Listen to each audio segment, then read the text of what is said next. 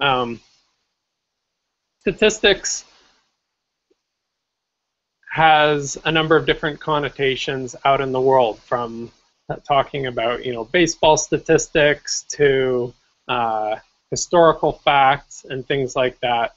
And to me, it actually does not have a very specific meaning. It has a fairly general meaning, statistics, and it covers a variety of different things.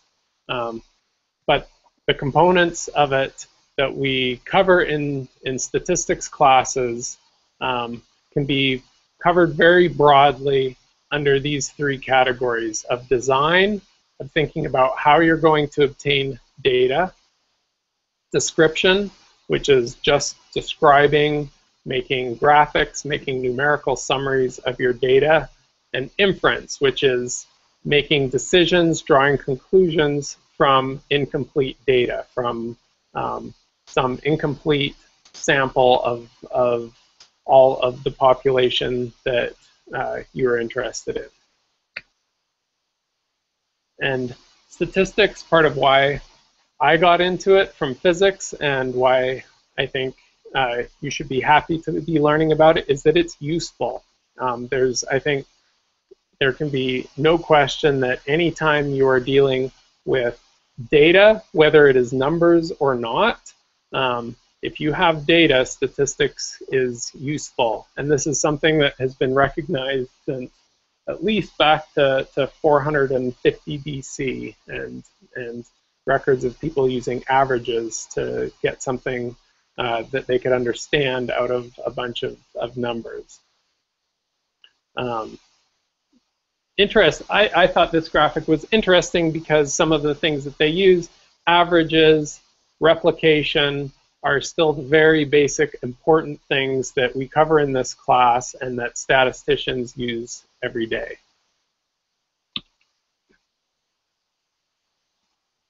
So some definitions. The population has a very specific meaning when we talk about it, and it is the entire group that we're interested in. So that might mean everyone in the world, but it might be something more specific. It could be US adults, it could be residents of New York, it could be children under 12 in New York. The point is that it is everyone that we're interested in a particular study.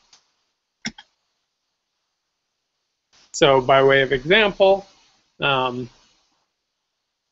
favorite cities in the world. This was a study happened right about the time I was moving here, and there's a study of the world's favorite cities, in which New York, Zurich, London, Paris all ranked up at the top for various things. So in this case, the population was supposed to be the whole world. They pulled people from a bunch of different countries, not every country, but tried to make the argument that even though they didn't pull people from every country, and they didn't pull everyone in any one of those countries, that this was representative of the world at large. So they used a sample, which is some subset of that entire group of interests. Obviously, we can't talk to everyone in the world and ask them what their favorite city is. We can only talk to a subset of the people. And how you choose that sample is going to be important to your conclusions. Obviously, if you focus on people in New York or Paris, you're going to get a different answer between those places and compared to people in other places. I have the impression that if you ask people in New York, it would rank low, but I don't know. In some cases, it is possible to actually question or collect data on every single person in the population of interest, and that's called the census. I think Tony will talk about that more, but that is, it happens in the US, it's actually in the US Constitution, happens in most countries, and it is the only case where you're ever going to see data collected from every single individual. And interestingly, when people analyze census data, they often end up taking samples anyways, just because it's hard to analyze data from 300 million people. So, and a single observation from a study, whether it is from a census or from a sample, is called a record. So one individual, what I collect from them, that produces a record.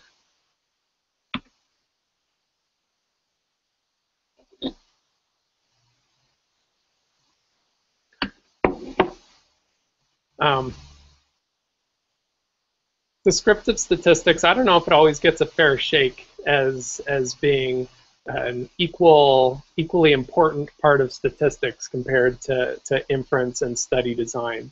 But I think it is. I think descriptive statistics are an essential part of understanding data when you collect them and communicating it to other people. And there are examples of fantastic works of descriptive statistics, such as this history of pestilence in New York City, showing the number of deaths per 1,000 in population along the y-axis and year along the x-axis, showing us various spikes and known reasons behind those spikes. Back in the day before we had software to make computers, there are still some of the best examples of descriptive statistics that are available today.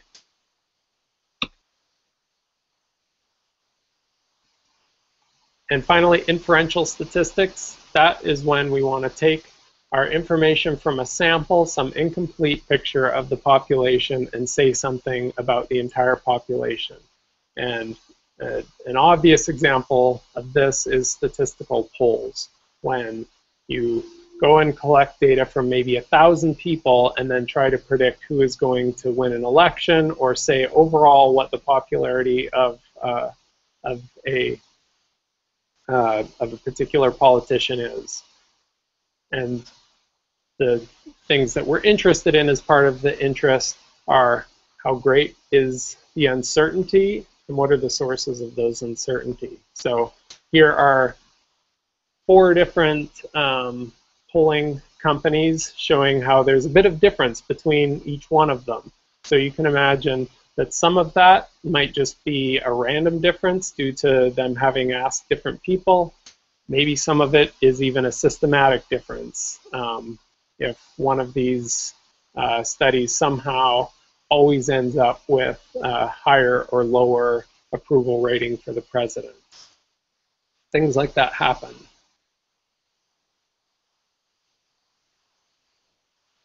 So in public health, I'll be interested to learn over the course of the semester if any of you are using statistics in your jobs, or if you are doing research that uses statistics. But many people do use it in public health. In my area of work, it's asking questions like, does a new treatment for cancer work? Or is there a difference in the genetics of tumors between patients who respond well to therapy and patients who do not? A couple other examples. Cycling in the city, is it becoming more dangerous? Obviously, a difficult question to answer. You could base it on hospital admissions due to cycling accidents, but you are going to see some natural variation, random variation from one day to the next, from 1 month to the next, in addition to variation over time in the numbers of cyclists as well as in the safety. Or do public health interests issues such as cycling, do they differ across the city? There's spatial differences and inference about differences between populations. Oops, this one didn't quite highlight correctly. I'm going to talk about types of data.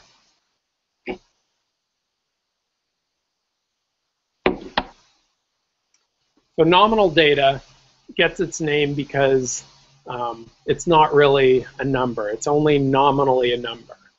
When we use software to analyze data like these, such as sex, male, female, or vital status, if someone has survived or has died, they will get coded in software as zeros and ones as a matter of convenience, but they're not really numbers.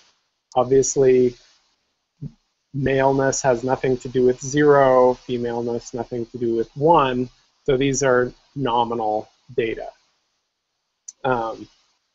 And nominal data that have only 2 categories are binary or dichotomous data. And if there are 3 or more, such as blood types, that is categorical data. So binary data is sort of a subset of categorical data, and they're only nominally numbers.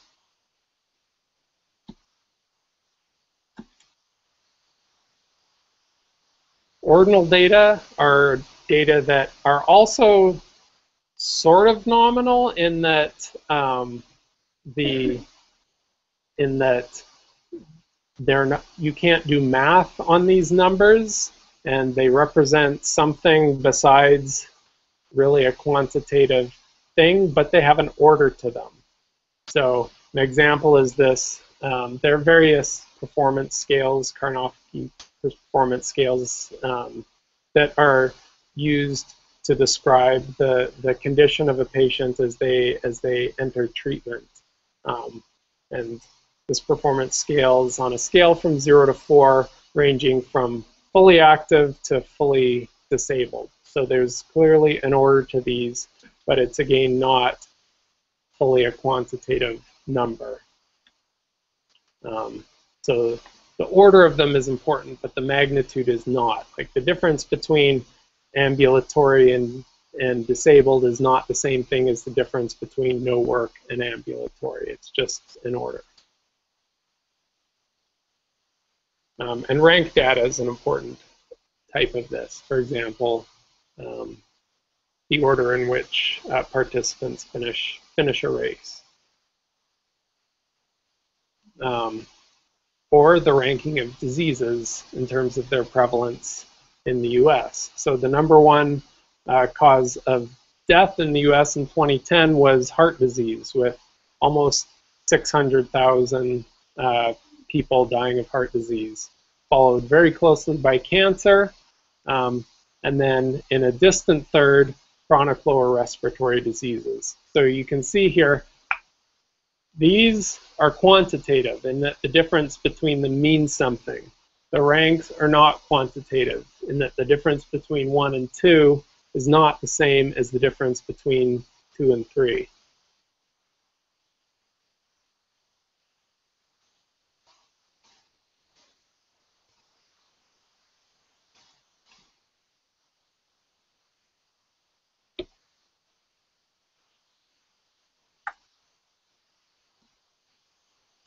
Okay. So quantitative data, as I mentioned, are data where the difference between them matters. They're data where we can actually use arithmetic. We can add, we can subtract, we can divide them, we can double, we can halve, and that means something.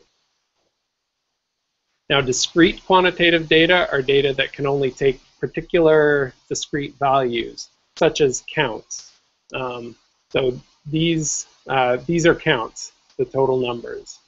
That's discrete quantitative data. I'm not really going to emphasize the difference between discrete and continuous data because often the difference between them is kind of academic. Like these counts are discrete, but they're so large that it doesn't really matter that they're discrete. They might as well be continuous values in terms of anything that you're going to actually do with these data. And then if you convert these to rates, so here are the rates per 100,000, you end up with decimals in them, even though it's still a discrete data. So that's again why I don't really emphasize that difference so much.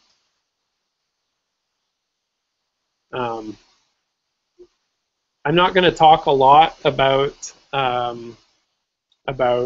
rates and standardization in this course because you will get that in much greater detail in your introduction to epidemiology. I'll just mention that these rates per 100,000 have been standardized to a common population.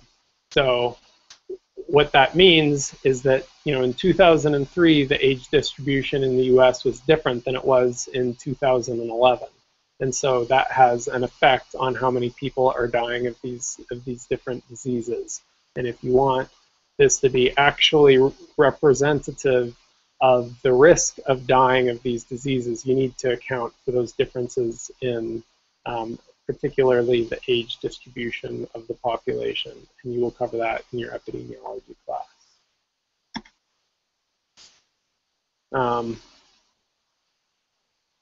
I just made a brief note here that you notice there's this fluctuation in the 4 or 5 positions. 1, 2, and 3 are very consistent.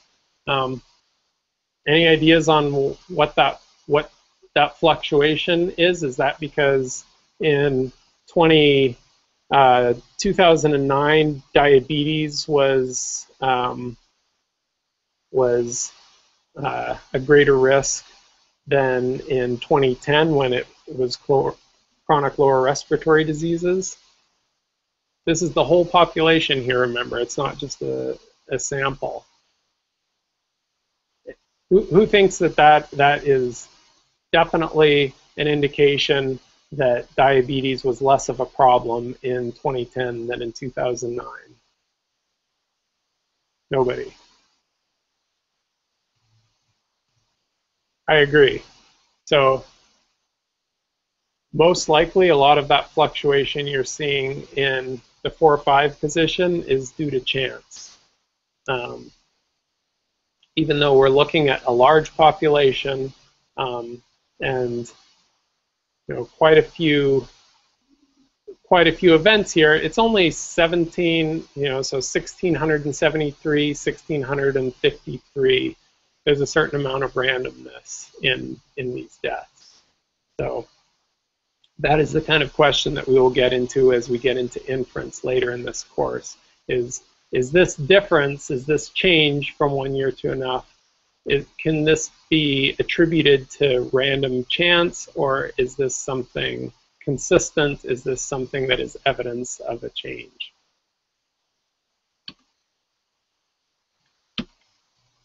All right, so again, the discreteness is not that important when we get into large numbers. The difference between a discrete variable and a continuous variable. And with all kinds of quantitative variables, the magnitude is important and arithmetic applies.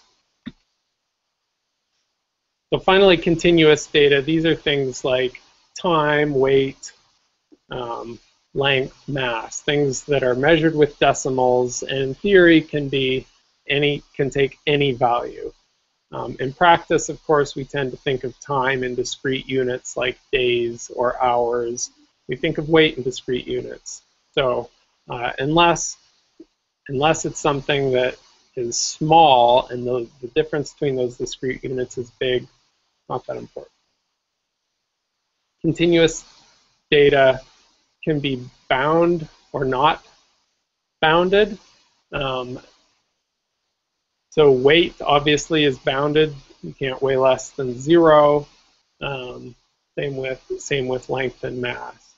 And that we're not going to suffice to say that if you have bounded data and you have a lot of data that's right at one of the bounds, that's going to affect how you analyze the data. It's not something that we're going to really run into in this class, though, having a lot of times of exactly 0. That's something that I get into in my advanced class in the epidemiology and biostatistics program.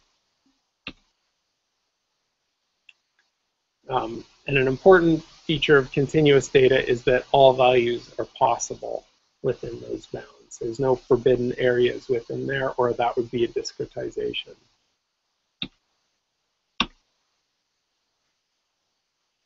Okay, I don't think I'm going to make it through all of the slides today because I want you we had a bit of a technical difficulties. I think I'll kind of rush through the rest of the slides and get you down into the lab. So I'm going to. There are a few slides here on graphical summarization of data that that I think you can take a look at yourself. You'll have a chance to do these things on your next assignment. But briefly, we're going to cover contingency tables, which are something that we use for non-continuous data, for nominal, for categorical, even for discrete data. And all it is a table of counts. So if you have just one variable, it's just a summary of how many of each of the possible values it has. If there's a clinical trial with a treatment and a control group, with 50 in the people in the treatment, 50 in the control, that's your contingency table. If we ask a number of patients what kind of severity of pain they have, and we get answers of mild, moderate, and severe, this is a contingency table. Contingency tables are equivalent to bar charts. If you can show something in a bar chart, then you can also show it in a contingency table. They can also be used for two variables. So if you have two, then it becomes a two-dimensional contingency table. So this would be a 3x2 contingency table, where we have our treatments and control groups and reports of how much pain the people in each group are reporting for each of those. And I'm writing down here the marginal totals. That's something I'll refer to. We'll get back to this more in this course. And if we divide these marginal totals by the total number of people in this study, 100, we get what we call marginal probabilities, which is the probability. So this marginal probability is the probability that a person in this study was part of the treatment group, 50% or 0.5, and 0.5 that they were in the control group. So a marginal probability just sums up all the other variables and gives you your total probability of having a particular value for one of the variables.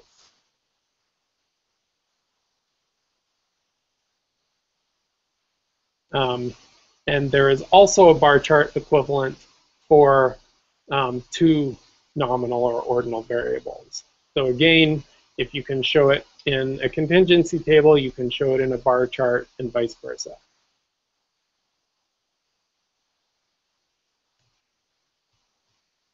Now for discrete and continuous data, we often discretize it further. So that is, break it into bins to create basically an ordinal variable. And then we can visualize it using those same tools, the bar chart and the contingency table. Very common in epidemiology and in statistics because it's easier to show and easier to numerically summarize a nominal or ordinal variable.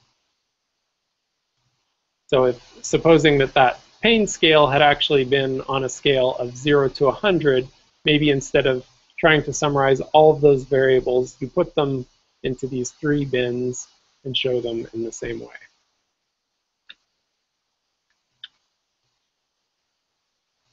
And when you do that, you have a choice of how many bins to put it into. So here is an example of a histogram with a lot of bins, and the same histogram with a smaller number of bins.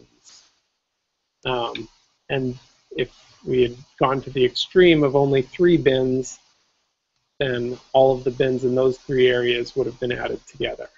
So it's a subjective decision how you discretize your data. Your software will usually do something by default, but it's something that you may want to change. You definitely want to know how to change so that you can decide what is the most informative way to describe your data. We're going to be introducing you to box plots as well. And box plots are, I think, less familiar than the bar plots and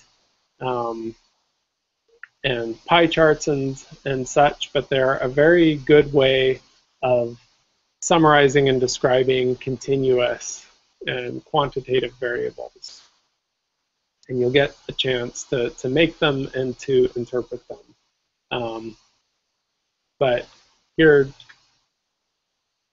how to interpret them. They tell you, I'm not going to talk about this too much today. We're going to use bar charts more, and we're going to talk about things like percentiles and quartiles later. And I don't want to confuse people by rushing through some stuff like this that is probably new for a number of you. And just as a side note, in general, when you're describing your data, it is kind of an artistic decision how you want to show it. And there is usually a range of options from a lot of summarization to very little summarization. And at one extreme is plotting every single one of your data points. So this is the same data that was shown in the box plot and in the histogram, but actually just going and putting every one of the data points on a number line, which you would think would be the most informative thing, but it actually isn't necessarily, because sometimes it is just kind of overwhelming to see all of the data, and you can interpret it better by doing a certain amount of summarization of it. Point of interest, you can do them together. You're not going to have to do this, don't worry. And okay, that's the end of what I have for lecture today. We're going